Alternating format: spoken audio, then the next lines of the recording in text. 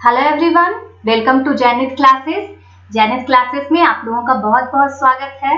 तो आप लोगों को पता ही है कि आपकी परसेंटेज की क्लासेस चलाई जा रही हैं। पूरी अर्थमेटिक की सीरीज आप लोगों के लिए कवर कराई जा रही है इस चैनल पे। तो आज आपका परसेंटेज का लेक्चर नंबर 7 है। लेक्चर 1 से लेकर 6 तक मैं आप लोगों को पहले ही दे चुकी हूँ। तो अगर आपने अभी तक इन लेक्चर्स को नहीं देखा है तो आप चैनल की प्लेलिस्ट में या फिर ऊपर आई बटन में जाकर इन सारे लेक्चर्स को देख सकते हैं, क्योंकि आज परसेंटेज का लास्ट लेक्चर है, आखिरी लेक्चर है। यहाँ पे मैंने जो जितने भी कॉन्सेप्ट है, जितने भी उस पर बेस्ट क्वेश्चंस बन सकते हैं, जितनी वैरायटी बन सकती है, मैंने आपको काफी सारे कुछ इन 6 लेक्चर्स में अच्छे से कवर करा दिया है। आज का जो लेक्चर होगा वो आपको आपके जो एग्जाम में कमीशन बेस्ड क्वेश्चन पूछे जाते हैं और जो वेन डायग्राम से क्वेश्चन पूछे जाते हैं, इन दोनों कॉन्सेप्ट को हम पहले देखेंगे, उसके बाद हम उस पर बेस्ड क्वेश्चन को करेंगे, प्रैक्टिस करेंगे। तो आज की क्लास में यही हमारा टारगेट है।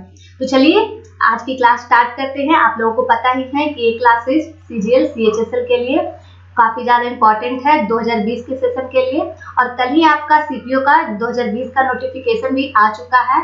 उसमें भी आपका टीयर 1 में 50 मार्क्स के मैथ्स पूछे जाते हैं। तो आप यहाँ से उसकी भी तैयारी काफी ज्यादा अच्छे से कर सकते हैं, बिल्कुल बेसिक से कवर कर सकते हैं।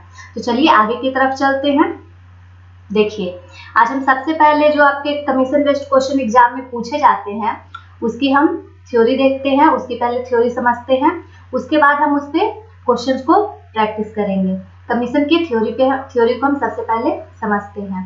तो फ्रेंड्स, कमीशन होता क्या है कि कैसे इस पे क्वेश्चन एग्जाम में पूछे जाते हैं, तो हम इस एग्जाम्पल के थ्रू ही समझते हैं। जैसे कि कोई कंपनी है या फिर कोई कार फैक्ट्री है या फिर कोई और भी कोई चीज है, तो कोई चीज जो कि कोई कंपनी वगैरह होती है, तो वो जिस प्रोडक्ट को बनाती है, तो उस प्रोडक्ट में को बनाने में उस पर कोई उसे खर्चा आता होगा, कोई कॉस्ट प्राइस आता होगा। तो वही जो हमारा कॉस्ट प्राइस है, हम उसी पे लेकर उसी से स्टार्ट करते हैं, उसी पे बात करते हैं। तो यहाँ पे हम मान लेते हैं कि जैसे कि कोई कार है, जो कोई कार की कंपनी है, वो कार बनाती है। तो कार बनाने में उसे टोटल हम मान लेते हैं कि उसे 50,000 रुपये का खर्चा आता है। उसके पार्ट्स वगैरह हो गए, फिर उसके जो कर्मचारी इस कार को बनाते हैं उसके ये वेतन वगैरह हो गया। तो सारा कुछ जोड़ जाड़ कर एक कार को जो बनाने का खर्चा आता है वो कितना आता है? 50,000 आता है। तो क्या हुआ, कंपनी ने कार तो बना ली, उसने अब इन्वेस्ट भी कर दिया, उस पर कॉस्ट प्राइस भी लगा दिए, एक कार पे 50,000 लगा दिया। लेकिन इसका कोई फायदा नहीं है, क्योंकि जब तक कार कंपनी में पड़ी रहेगी तब तक उसके जो उस पर कॉस्ट प्राइस खर्च हुआ है वो वहां से निकल नहीं पाएगा। तो कार को बेचने के लिए कंपनी क्या करती है कि एक सेल्समैन को हायर करती है और वो उसे बोलती है कि तुम हमारी कार को मार्केट में ले जाकर लोगों तक पहुंचाओ, हमारी कार को बेचो और उससे हमने जो बनाया है उससे ज्यादा दाम में बेचो, और उसमें से जो हमारा प्रॉफिट होगा, जिसमें कार तुम बेचोगे, उसमें हम कुछ % कमीशन तुम्हें देंगे। तो सेल्समैन बोलता है कि ठीक है भाई, अच्छी बात है, हम ये काम जरूर करेंगे। तो सेल्समैन क्या करता है कि वो कार को लेकर जाता है, मार्केट में जाता है, और वो क्या करता है कि जो 50,000 की जो कंपनी की कॉस्ट प्राइस थी कार को बनाने में, जो 50,000 कंपनी को खर्च हुआ था, वही कार वो उसे बाजार में जाकर क्या 55,000 रुपये में बेच देता है। तो क्या हुआ कि कंपनी को तो फायदा हुआ भाई कि सही है। तो लेकिन कंपनी ने वादा किया था कि वो कुछ % कमीशन सेल्समैन को देगी। तो सेल्समैन ने कंपनी फिर क्या बोलती है कि ठीक है, बहुत अच्छी बात है, आपने हमारी 50,000 की कार को 55,000 में बेची है, तो आप एक काम कीजिए कि आप इसमें से जो 53,000 रुपये है वो आप कंपनी को वापस दे दीजिए, और बाकी जो 2,000 रुपये बचते हैं वो आप कमीशन के तौर पे आप अपने पास रख लीजिए। तो यही से शुरू होता है फ्रेंड्स कमीशन का कॉन्सेप्ट। और यही आपको ध्यान रखना है कि क्या हुआ कि जैसे देखिए, आपको टोटल जो कार का सेल था टोटल जो कार का कॉस्ट प्राइस था 50,000, उसे बिका कितने में मार्केट में? वो कार कितने में बिकी? 55,000 में बिकी, और 2,000 रुपये सेल्समैन को कमीशन के तौर पे मिला, और 53,000 रुपये कंपनी ने ले लिया, जिसमें कि 50,000 उसका कॉस्ट प्राइस था। तो कंपनी को प्रॉफिट यहाँ पे कितना हुआ फ्रेंड्स? तो कंपनी ने क्या किया था, 50,000 उस पे कंपनी ने कार पे लगाया था उसे बनाने के लिए, लेकिन रिटर्न में कंपनी को कितना मिला? 53,000 मिला।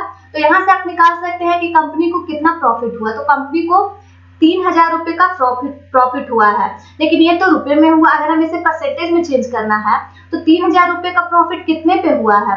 50,000 रुपये पे हुआ है, और फिर इसे हमें परसेंटेज में चेंज कर देना है। तो यहाँ से क्या आएगा फ्रेंड्स यहाँ से कंपनी का प्रॉफिट आ जाएगा। तो उस कार पे कंपनी को कितने % का प्रॉफिट हुआ है? टोटल 6% का प्रॉफिट हुआ है, ये आपको ध्यान रखनी है। और फिर हमें दूसरी बात ये निकालनी है कि देखिए जो सेल्समैन का कमीशन था, जो कि कार पे उसे 2000 रुपये मिला है पर कार पे, एक कार पे उसे 2000 का कमीशन मिला है, तो उसे परसेंटेज में कितना कमीशन मिला है ये भी आपको पूछ रहा है। तो अगर हमें एक सेल्समैन का कमीशन निकालना है परसेंटेज में, तो हम क्या करेंगे, ये आपको ध्यान रखनी है फ्रेंड्स। एक बात, यहाँ पे एक टर्म आता है टोटल सेल्स का। तो ये जो आपका होता है फ्रेंड, जितने में कोई चीज मार्केट में बिकती है जिससे कि सेल्समैन अपना कमीशन लेता है, वो आपका टोटल सेल्स होता है, यानी कि कुल बिक्री होता है। ये बात आपको ध्यान रखनी है। तो हमें अगर सेल्समैन का कमीशन निकालना है तो हम टोटल सेल्स पे निकालेंगे, ना कि कॉस्ट प्राइस पे, जो कि कंपनी का कॉस्ट प्राइस है, उस पे हम सेल्समैन का कमीशन नहीं निकालेंगे। लेकिन अगर हमें कंपनी का प्रॉफिट निकालना है तो हम कॉस्ट प्राइस पे निकालेंगे। ये बात आपको ध्यान रखनी है। मैं बार बार बोल रही हूँ कि अगर आपको कंपनी का प्रॉफिट निकालना है तो आपको सेल्समैन के अगर आपको कंपनी के कॉस्ट प्राइस पे निकालना होगा, लेकिन अगर आपको सेल्समैन का कमीशन निकालना है तो आपको टोटल सेल्स पे निकालना होगा। तो कितना हुआ, ये सेल्समैन का कमीशन कितना हुआ है?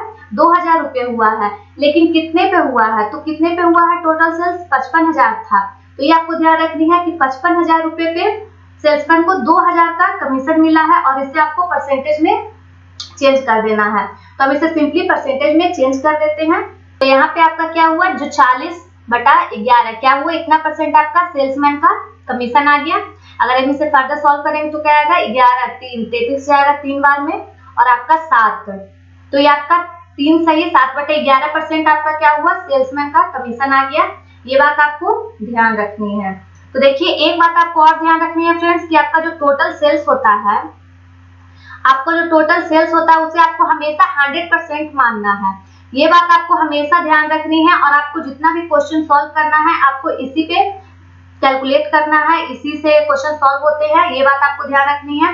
टोटल सेल्स आपकी जो कुल बिक्री हुई यहाँ पे, आपको हमेशा 100% माननी है। तो आपको क्या होगा कि जैसे क्वेश्चन में दे दिया जाएगा कि जैसे कि आपको टोटल सेल्स दिया हुआ है और उसमें आपको 10% कमीशन आपको सेल्समैन को दिया जा रहा है, तो आपके बाकी जो 90% होंगे वो क्या कहाँ जाएंगे, तो वो आपको कंपनी में डिपॉजिट करने होंगे, कंपनी वो वापस ले लेगी, और बाकी जो जाएगा वो 10% वो कहाँ जाएगा, वो सेल्समैन के पास जाएगा। तो ये कॉन्सेप्ट आपको याद रखनी है कि आपको जितना भी क्वेश्चन सॉल्व करना है, जितना भी कैलकुलेशन होगा क्वेश्चन में, वो आपको टोटल सेल्स को 100% मानकर ही सॉल्व करना है। तो चलिए इस पे बेस्ड हम क्वेश्चन देख लेते हैं, वहां पे चीजें और ज्यादा अच्छे से आपको क्लियर होंगी।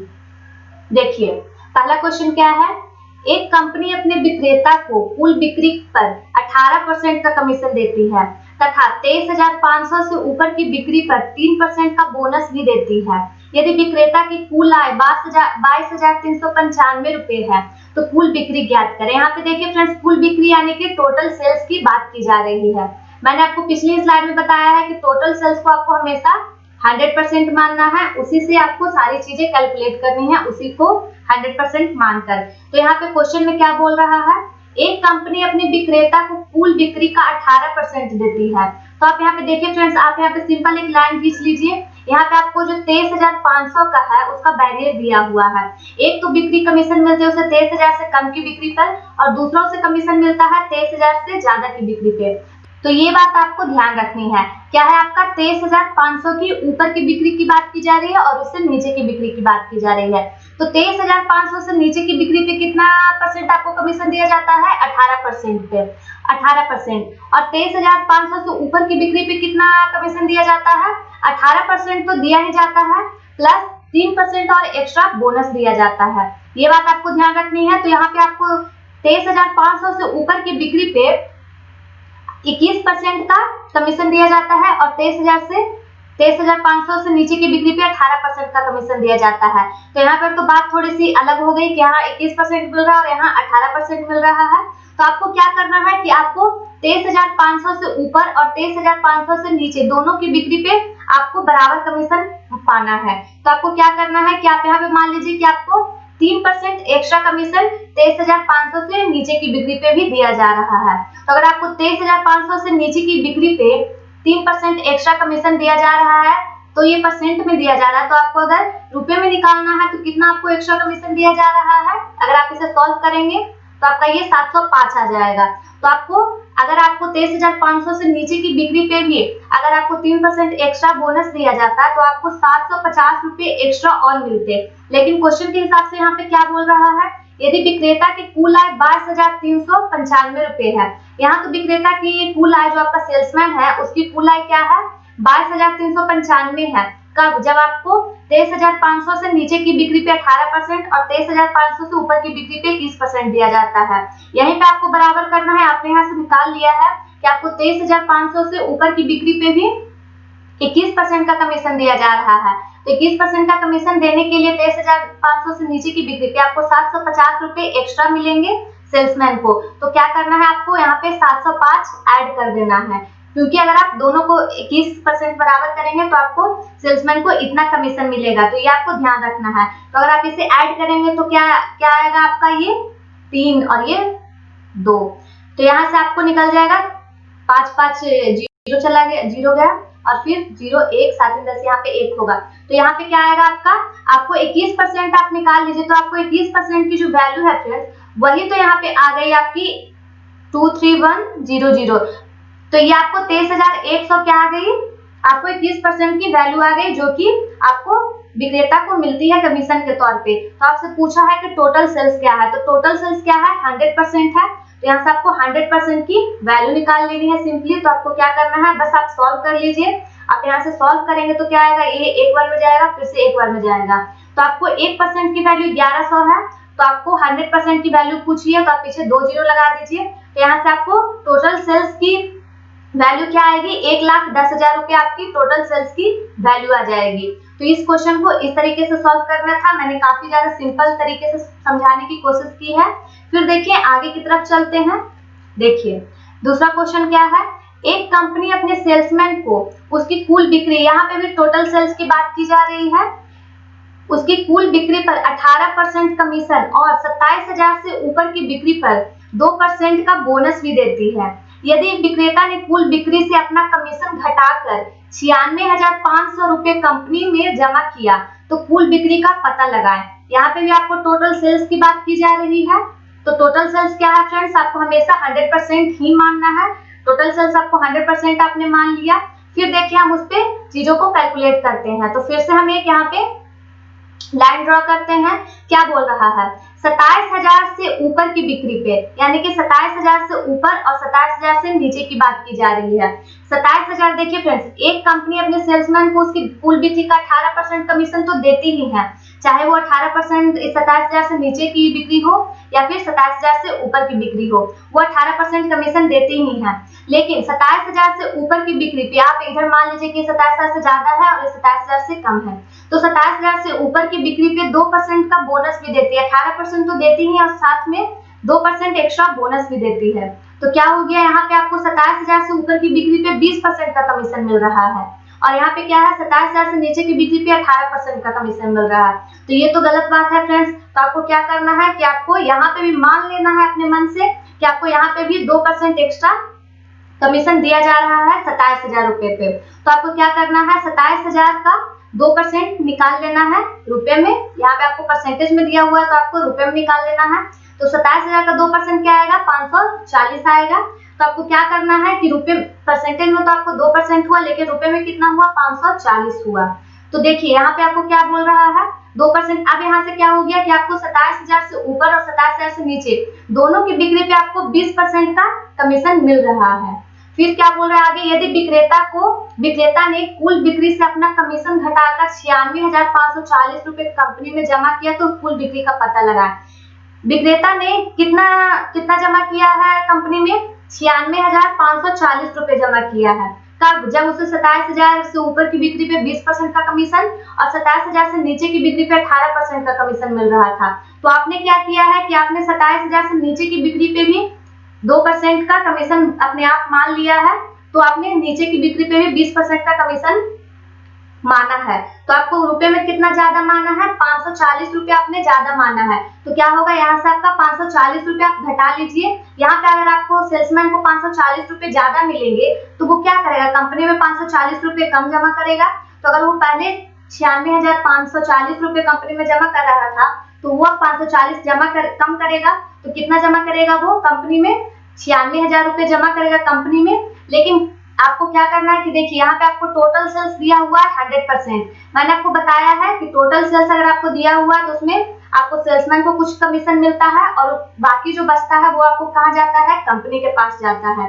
तो यहाँ पे आपको 20% सेल्समैन को कमीशन मिल रहा है, तो 80% कहाँ जाएगा? कंपनी में जाएगा। तो यहाँ पे 80% आपको कंपनी में जा रहा है, तो कंपनी में परसेंटेज में तो 80% जा रहा है, लेकिन रुपए में कितना जा रहा है? यहाँ पे आपने निकाला 96,000 रुपए जा रहा है। तो रुपए में आपको 96,000 रुपए जा रहा है और आपसे पूछा क्या है? कुल बिक्री का पता लगाएं। टोटल सेल्स आपसे पूछी है, मतलब 100% की वैल्यू पूछी है, तो आप यहाँ से 100% की वैल्यू निकाल लीजिए। यहाँ से 100% की वैल्यू क्या आ जाएगी? देखिए आप यहाँ से 12 कर दीजिए, तो 1% की वैल्यू कितनी आ गई? आपकी 1200 आ गई। तो आपको 100% की वैल्यू निकालनी है, तो आप पीछे 2 जीरो लगा लीजिए। तो यहाँ से आपकी 100% यानी टोटल सेल्स की वैल्यू कितनी आ गई? 1,20,000 रुपए आपकी टोटल सेल्स की वैल्यू आ गई। इसी तरीके से आपको क्वेश्चन को सॉल्व करना है। ऐसे ही क्वेश्चन एग्जाम में आते हैं, मुझे आपको समझाना है इसलिए इतना ज्यादा टाइम लग रहा है, नहीं तो आपको कुछ भी लिखने की जरूरत नहीं है, सारा कुछ आपको अपने दिमाग में कैलकुलेट करना है।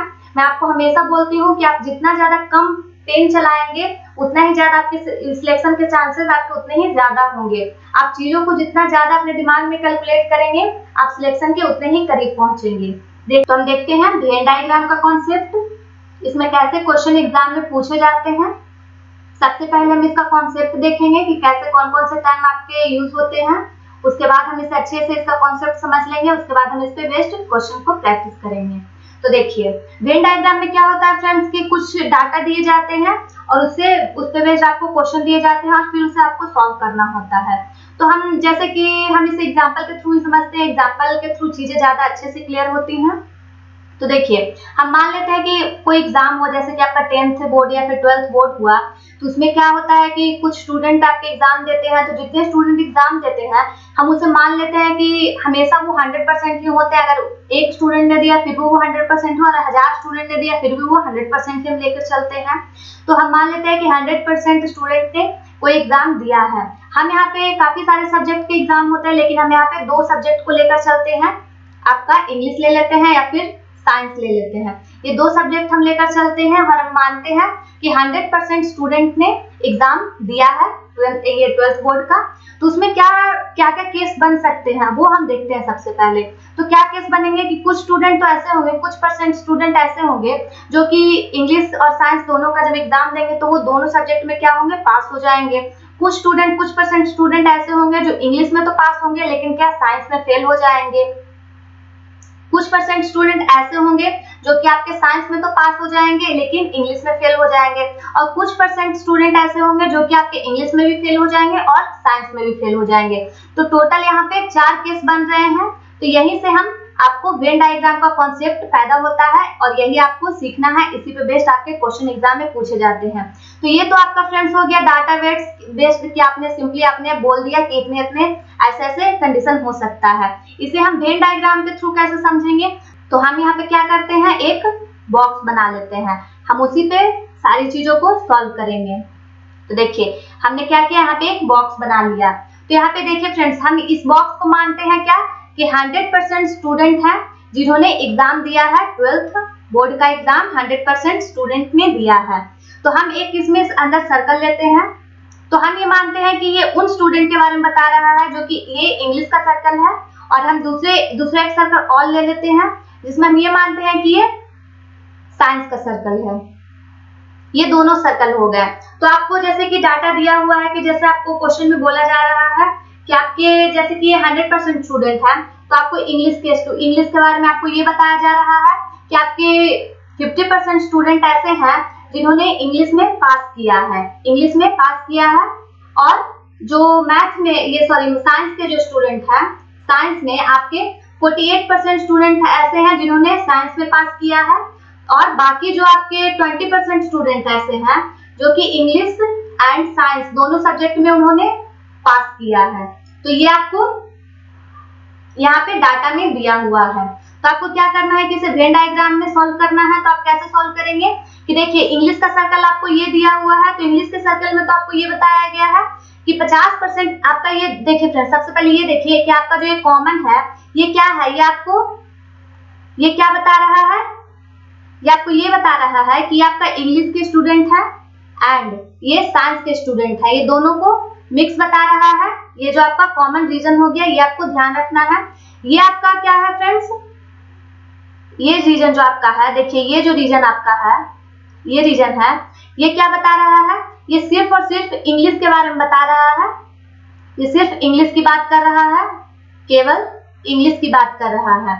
और आपका ये सेक्शन क्या बोल रहा है फ्रेंड्स? जस्ट देखिए ये सेक्शन क्या है, देखिए ये जो सेक्शन है ये सिर्फ और सिर्फ आपको साइंस के बारे में बोल रहा है कि ये सिर्फ और सिर्फ साइंस की बात कर रहा है। ये सेक्शन सिर्फ और सिर्फ साइंस के बारे में बता रहा है, ये बात आपको ध्यान रखनी है। तो देखिए यहाँ पे आपको क्या बोला गया है कि इंग्लिश एंड साइंस में ऐसे हैं 20% स्टूडेंट ऐसे हैं जिन्होंने पास किया है। तो ये जो आपका रीजन है, ये रीजन ये आपका कितना हो जाएगा? जैसे देखिए अगर हम इसे और आगे क्लियर फिगर बना लेते हैं बाहर, तो देखिए ये जो आपका रीजन हुआ, आप यही फिगर को आप यहाँ पे समझ सकते हैं कि ये जो आपका रीजन हुआ, ये क्या हुआ आपका इंग्लिश एंड साइंस के स्टूडेंट के लिए है। तो ये आपका कितना हुआ? ये आपका क्या हुआ? 20% हुआ। तो ये तो ऐसे हुए जो इंग्लिश एंड साइंस दोनों में जिन्होंने पास किया है। अब आपको क्या निकालना है कि 50% आपको दिया हुआ है जिन्होंने इंग्लिश में पास किया है। तो 50% स्टूडेंट ऐसे हैं जिन्होंने क्या इंग्लिश में पास किया है, लेकिन आपको ये रीजन क्या है? सिर्फ और सिर्फ क्या है? इंग्लिश का है। तो आपको ये निकालना है कि कितने परसेंट स्टूडेंट ऐसे हैं जिन्होंने सिर्फ इंग्लिश पास किया है। तो 50% स्टूडेंट तो ऐसे हैं जिन्होंने इंग्लिश पास किया है, लेकिन उन्होंने इंग्लिश के साथ साथ साइंस भी पास किया है। तो साइंस के कितने परसेंट स्टूडेंट है? 20% स्टूडेंट है जिन्होंने साइंस भी पास किया है इंग्लिश के साथ साथ। तो केवल इंग्लिश के स्टूडेंट कितने हैं? केवल ऐसे स्टूडेंट कितने परसेंट स्टूडेंट है जिन्होंने केवल इंग्लिश पास किया है? तो वो 30% स्टूडेंट ऐसे हैं जिन्होंने केवल इंग्लिश पास किया है। तो ये आपका क्या हो गया? ये आपके 30% स्टूडेंट ऐसे हो गए जिन्होंने केवल इंग्लिश पास किया है। ये आपको ध्यान रखना है। ये जो आपका है, ये जो है आपका 30% है जिन्होंने केवल इंग्लिश पास किया है। अब आपसे पूछ रहा है कि आपको निकालना है कि कितने परसेंट स्टूडेंट ऐसे हैं जिन्होंने केवल मैथ पास किया है। तो यहाँ पे साइंस पास किया है। तो यहाँ पे आपको ये दिया हुआ है कि टोटल 48% स्टूडेंट ऐसे हैं जिन्होंने साइंस पास किया है, लेकिन उन्होंने साइंस के साथ साथ इंग्लिश भी पास किया है। तो कितने परसेंट स्टूडेंट ऐसे हैं जिन्होंने साइंस के साथ साथ इंग्लिश भी पास किया है? तो 20% स्टूडेंट ऐसे हैं 48% में जिन्होंने साइंस के साथ साथ इंग्लिश भी पास किया है। तो केवल साइंस कितने परसेंट स्टूडेंट ने पास किया है? तो 28% स्टूडेंट ने केवल और केवल साइंस को पास किया है। तो ये आपको ध्यान रखना है। फिर आपको निकालना है कि आप यहाँ से ये निकाल लीजिए कि टोटल कितने परसेंट स्टूडेंट ऐसे हैं जिन्होंने कम से कम एक सब्जेक्ट तो पास किया ही है, कम से कम एटलीस्ट वन सब्जेक्ट, कम से कम एक सब्जेक्ट तो पास किया ही है। तो अगर आपको ये निकालना है तो कितने परसेंट स्टूडेंट ऐसे हो जाएंगे? या तो देखिए 30%, यहाँ पे आप ये देखिए कि 30% स्टूडेंट तो आपके ऐसे हैं जिन्होंने क्या किया है? इंग्लिश पास किया है। आपको मैंने यहाँ पे बताया है कि ये जो सर्किल है वो क्या शो कर रहा है? केवल इंग्लिश के लिए। ये कितने हैं? 28% आपके स्टूडेंट कितने हैं? 28% स्टूडेंट आपके क्या है? जिन्होंने केवल साइंस पास किया है। तो ये तो आपके एक सब्जेक्ट हो गया, और बाकी आपको ये 20% छोड़ना नहीं है, ये आपको 20% ऐड करना है, क्योंकि यहाँ पे आपको ये पूछा जा रहा है कि कम से कम एक सब्जेक्ट, तो कम से कम एक सब्जेक्ट में ये 20% ऐसे आ गए जिन्होंने इंग्लिश भी पास किया है, मैथ भी पास किया है, इंग्लिश भी पास किया है और साइंस भी पास किया है। मतलब कम से कम एक सब्जेक्ट तो पास किया ही है। तो यहाँ पे ये आपको ऐड करना है। तो टोटल कितने परसेंट स्टूडेंट ऐसे हैं जिन्होंने एक सब्जेक्ट को कम से कम पास किया है? तो टोटल आपके 30, 20, 50, 70, 78, आपके टोटल 78% स्टूडेंट ऐसे हैं जिन्होंने कम से कम एक सब्जेक्ट तो पास किया ही है। तो ये आपको ध्यान रखना है। अब आपसे पूछेगा कि कितने परसेंट स्टूडेंट ऐसे हैं जिन्होंने कोई भी सब्जेक्ट, एक भी सब्जेक्ट पास नहीं किया है। मतलब कि आपसे फेल स्टूडेंट के बारे में पूछा जा रहा है। कितने परसेंट स्टूडेंट ऐसे हैं जिन्होंने एग्जाम को फेल किया है। तो एग्जाम कितने परसेंट स्टूडेंट ने दिया है? 100% स्टूडेंट ने दिया है। आपको ये पता ही है कि ये जो आपका बॉक्स है कितने परसेंट का है? 100% का है। और आपने यहाँ पे निकाला है कि कम से कम एक सब्जेक्ट को पास किया स्टूडेंट ने। कितने परसेंट स्टूडेंट ने पास किया है? 78% ने किया है। तो फेल कितने परसेंट एग्जाम में हुए हैं? कितने परसेंट स्टूडेंट एग्जाम में फेल हुए हैं? तो कितने हुए हैं? अगर आप 100 में से 78 हटा देंगे तो क्या आ जाएगा आपका? 22% स्टूडेंट ऐसे हैं जो कि एग्जाम में फेल हुए हैं, जिन्होंने ना तो इंग्लिश में पास किया है, ना मैथ में पास किया है और ना ही किसी एक सब्जेक्ट में पास किया, दोनों सब्जेक्ट में फेल किया है। तो यहाँ से आपको इतनी सारी चीजें आपको ध्यान रखनी है। यही सारे टर्म्स यूज होते हैं और ऐसे एग्जाम पे एसएससी में क्वेश्चन पूछे जाते हैं। तो चलिए बाकी की चीजें हम क्वेश्चन के थ्रू समझते हैं। देखिए, हम सबसे पहला क्वेश्चन यहाँ पे सॉल्व करते हैं। जैसे देखिए क्या है, in an examination 80% candidates pass in English and 85% candidates pass in mathematics. If 73% candidates pass in both subject, then what percent of candidates fail in both subject. ये आपको पूछा जा रहा है। आपको क्या क्या दिया हुआ है फ्रेंड्स, देखिए 80% स्टूडेंट ऐसे हैं जिन्होंने इंग्लिश में पास किया है और बाकी 85% कैंडिडेट ऐसे हैं जिन्होंने मैथ में पास किया है और फिर आपका क्या है 73% स्टूडेंट ऐसे हैं जिन्होंने इंग्लिश में पास किया है एंड मैथ में पास किया है। यही सारी चीजें आपको दी हुई है। इसी डाटा को आपको वेन डायग्राम में अगर आप सॉल्व करेंगे तो आप कैसे सॉल्व करेंगे कि आप इस बॉक्स को क्या 100% मान रहे हैं कि 100% स्टूडेंट ने एग्जाम दिया है, उसमें से आपको ये इंग्लिश का सर्कल हो गया और ये आपका मैथ का सर्कल हो गया।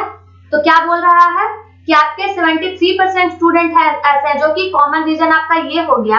तो इन स्टूडेंट ने कितने परसेंट स्टूडेंट ने आपको मैथ और इंग्लिश दोनों में पास किया है, तो ये जो आपका कॉमन रीजन हो गया, ये क्या हो गया 73% स्टूडेंट ने मैथ और इंग्लिश दोनों का एग्जाम पास किया है। लेकिन क्वेश्चन में क्या बोल रहा है कि 80% स्टूडेंट ऐसे हैं जिन्होंने इंग्लिश का भी एग्जाम पास किया है, इंग्लिश का एग्जाम पास किया है। तो केवल इंग्लिश का 80% स्टूडेंट ने इंग्लिश का एग्जाम पास किया और साथ में कुछ परसेंट स्टूडेंट ऐसे भी होंगे जिन्होंने मैथ का भी एग्जाम पास किया। तो कितने परसेंट स्टूडेंट ऐसे हैं, 73% स्टूडेंट ऐसे हैं। तो आपको अगर केवल इंग्लिश का निकालना है तो केवल इंग्लिश के लिए आप क्या करेंगे, आप 80 में से 73 को घटा देंगे तो आपका जो 7% आएगा फ्रेंड्स, यही आपके 7% स्टूडेंट ऐसे आ जाएंगे जिन्होंने केवल और केवल इंग्लिश का सब्जेक्ट पास किया है।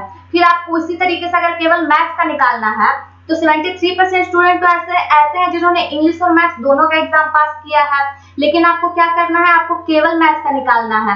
तो 85% में से आप क्या करेंगे, 73 को घटा देंगे तो क्या आएगा आपका 8% स्टूडेंट ऐसे आ जाएंगे जिन्होंने केवल मैथ का एग्जाम पास किया है। तो आपको यहाँ से ये निकाल लीजिए कि देखिए अगर इन दोनों विषयों में 73% उम्मीदवार पास हुए तो फिर दोनों विषय में कितने परसेंट उम्मीदवार फेल हुए हैं। तो कितने परसेंट उम्मीदवार फेल हुए हैं तो उसके बारे में आपसे पूछा जा रहा है जिन्होंने ना तो मैथ का एग्जाम पास किया है और ना ही इंग्लिश का एग्जाम पास किया है, दोनों सब्जेक्ट में फेल हुए हैं। तो आपको क्या करना है कि आपको एटलीस्ट एक सब्जेक्ट में, एटलीस्ट वन सब्जेक्ट में जो स्टूडेंट पास हुए हैं, एटलीस्ट 5 दिन वन सब्जेक्ट, 5 दिन वन सब्जेक्ट, वहां से आप यहाँ से आप ये उन स्टूडेंट का परसेंटेज निकाल लीजिए और आप फिर 100 में से घटा दीजिए तो आपको कितने परसेंट उम्मीदवार फेल हुए हैं ये आपको यहाँ से निकल जाएगा। तो आप क्या कीजिए, आप एटलीस्ट वन का निकालेंगे तो क्या आएगा आपका 73% होगा, फिर 8% प्लस 7%। तो इतने परसेंट उम्मीदवार ऐसे हैं जिन्होंने कम से कम एक सब्जेक्ट तो पास किया ही है। तो अगर आप 73 में 15 को जोड़ देंगे तो क्या आएगा आपका 88%। तो आपको अगर फेल कैंडिडेट्स का निकालना है तो आपका क्या आ जाएगा आंसर फ्रेंड्स, अगर आप यहाँ पे घटाएंगे तो ये आपका क्या आ जाएगा 12% आएगा। अगर आप 85 में से 73 घटाएंगे तो आपका 12% आएगा जिन्होंने केवल मैथ का एग्जाम पास किया है, तो यहाँ पे 12 होगा। तो आपको यहाँ पे 8 नहीं, यहाँ पे 12 होगा। तो क्या आ जाएगा आपका 73 में अगर आप 19 ऐड करेंगे तो क्या आएगा आपका 2 और ये आपका 92% आएगा। तो 92% स्टूडेंट ऐसे हैं जिन्होंने कम से कम एक सब्जेक्ट में पास किया है। तो कितने परसेंट स्टूडेंट ऐसे हैं जिन्होंने दोनों सब्जेक्ट में फेल किया है, मतलब वो फेल हुए हैं। तो आप यहाँ से 100 में आप अगर 92 को घटा देंगे तो आपका जो 8% स्टूडेंट ऐसे हैं जिन्होंने दोनों सब्जेक्ट में फेल हुए हैं। तो यहाँ से आपको फेल का परसेंटेज आ जाएगा और यही आपसे पूछा गया क्वेश्चन में। तो आपका आंसर क्या आ जाएगा, 8% आपका सही आंसर आ जाएगा, आंसर हो जाएगा। यदि किसी भिन्न का अंश, यहाँ पे आपको डिनोमिनेटर और नॉमिनेटर की बात की जा रही है, न्यूमरेटर की बात की जा रही है।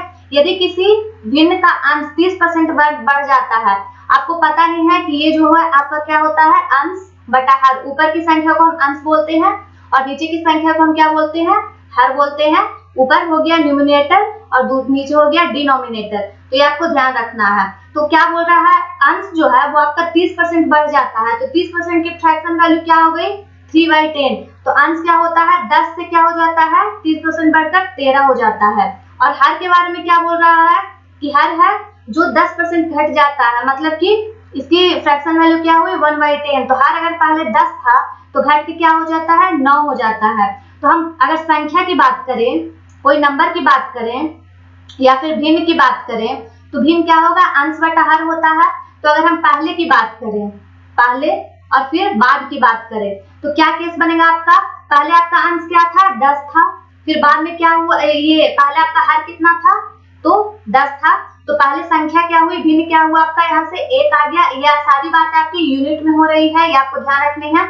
और बाद में क्या हुआ, बाद में आपका अंश क्या था, 13 हो गया, और हर क्या हो गया, 9 हो गया। ये आपको ध्यान रखनी है। लेकिन क्वेश्चन के अकॉर्डिंग क्या बोल रहा है, तो नए भिन्न का मान 3/5 है। लेकिन ये तो आपकी ये वैल्यू दी हुई है, लेकिन आपको यहाँ में यूनिट में क्या दी हुई है, बाद में क्या आया है, 13/9 यूनिट आया है। तो यही 13/9 यूनिट की वैल्यू आपको क्या दी हुई है, भिन्न में 3/5 हो जाती है। तो आपसे पूछा है क्या, मूल भिन्न क्या है, तो मूल भिन्न पहले क्या था, 1 यूनिट था। तो आपसे 1 यूनिट की वैल्यू पूछी गई है। तो आप यहाँ से निकाल सकते हैं। देखिए आप यहाँ से क्रॉस मल्टीप्लाई करके काफी इजीली चीजों को सॉल्व कर सकते हैं। तो आपका 13×5 यूनिट, ये 65 से आपका 27 जाएगा। और आपसे 1 यूनिट की वैल्यू पूछी है, तो 1 यूनिट की वैल्यू आपकी क्या आ जाएगी, सिंपली अगर आप यहाँ से आप इसे x मान लेते हैं, तो आपकी क्रॉस मल्टीप्लाई करेंगे तो x की वैल्यू क्या आ जाएगी, वो भिन्न की वैल्यू क्या आ जाएगी आपकी, सिंपली 27/65 आ जाएगी। तो ये आपको ध्यान रखनी है। इसी तरीके से आपको क्वेश्चन को सॉल्व करना है। आप अगर चीजों को फ्रैक्शन में मानकर सॉल्व करते हैं तो काफी ज्यादा इजीली आप चीजों को सॉल्व कर पाएंगे। तो यहाँ से आपका आंसर कौन सा हो गया, सी आपका आंसर हो गया। तो आज के लिए इतना ही रहने देते हैं फ्रेंड्स। ये आपका परसेंटेज का लेक्चर नंबर 7 आखिरी लेक्चर था। यहाँ पे आपका परसेंटेज चैप्टर खत्म होता है। कल से हम रेशियो एंड प्रोपोर्शन शुरू करेंगे, उसे भी हम काफी ज्यादा बेसिक से उठाएंगे और बिल्कुल हाई लेवल पर ले जाकर छोड़ेंगे। और मैं आपको चीजें काफी ज्यादा अच्छे से क्लियर करवाती ही हूँ। तो आज की क्लास में इतना ही रहने देते हैं। अगर आपको वीडियो अच्छा लगा है तो आप इसे बिल्कुल भी लाइक करना और शेयर करना ना भूलिए। और अगर आप चैनल पे पहली बार विजिट कर रहे हैं तो आप चैनल को सब्सक्राइब करे बिना तो चैनल को बिल्कुल भी ना छोड़ें। और चैनल को सब्सक्राइब करने के बाद आप चैनल की प्लेलिस्ट को एक बार जरूर चेक करें। वहां पे काफी ज्यादा useful videos, maths, reasoning, English, GK, सारी चीजें आपको, सारी वीडियोस काफी ज्यादा सिस्टमैटिक वे में आपको प्लेलिस्ट में मिल जाएंगी। तो थैंक यू फॉर वॉचिंग। कल की क्लास में मिलते हैं रेशियो एंड प्रोपोर्शन की क्लास में।